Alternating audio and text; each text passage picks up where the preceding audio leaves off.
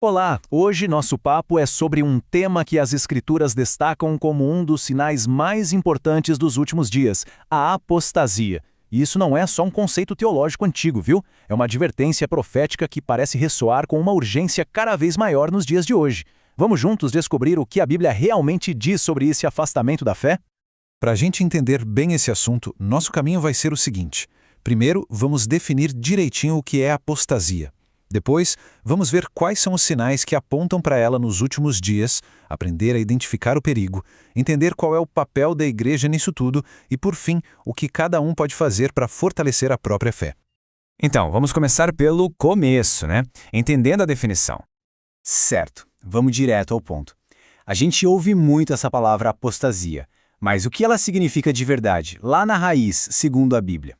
O sentido é bem mais profundo e, vou te dizer, até um pouco mais sério do que a gente costuma pensar. Olha só, a origem da palavra já entrega muita coisa. Em grego, apostasia não é ter uma dúvida passageira, sabe? Não é um deslize.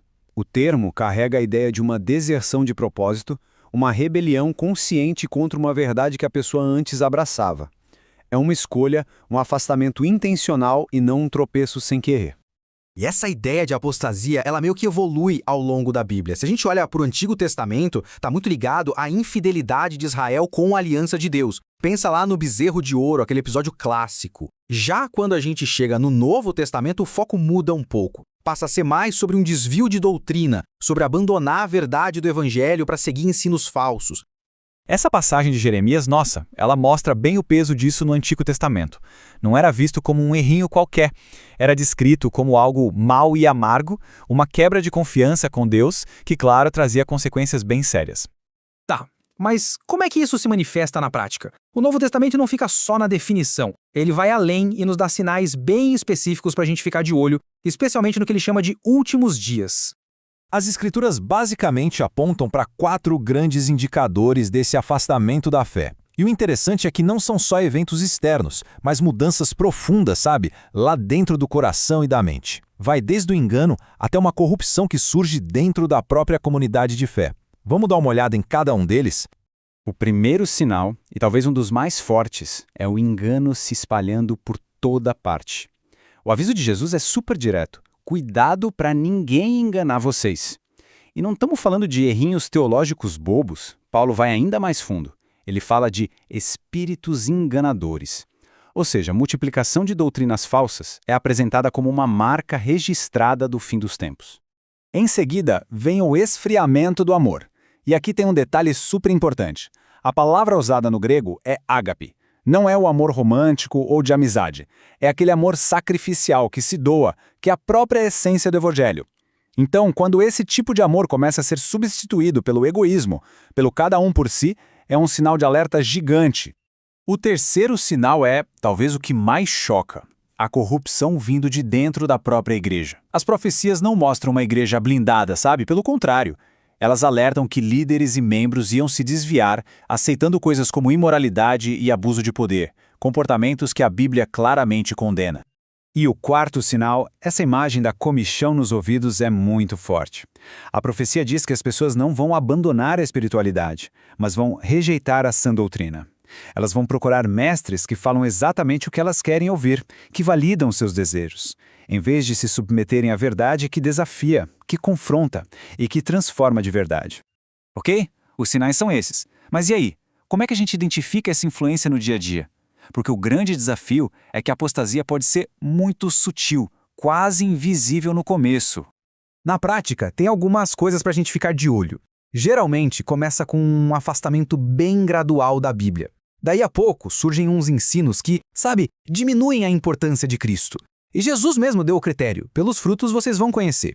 Então, o comportamento da pessoa conta muito. E por fim, um sinal claríssimo é a resistência. A pessoa não aceita ser corrigida pela própria Escritura.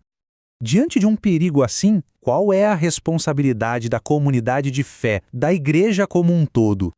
A resposta da igreja precisa ser, antes de tudo, proativa. Não dá para esperar o problema acontecer. A base de tudo, pregar a palavra com fidelidade, sem tirar nem pôr. A partir daí, é preciso treinar as pessoas, equipar mesmo, para elas saberem distinguir o que é verdade do que é erro. Uma comunhão forte, unida, funciona como uma rede de segurança.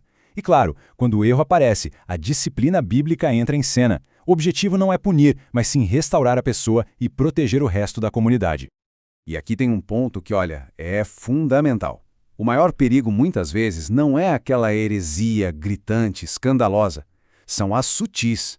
Sabe aquele evangelho de graça barata, que quase não fala de arrependimento? Ou aquela espiritualidade que parece mais autoajuda, que coloca o ser humano no centro de tudo, em vez de Deus? Elas parecem inofensivas, mas na verdade estão desviando do que é central.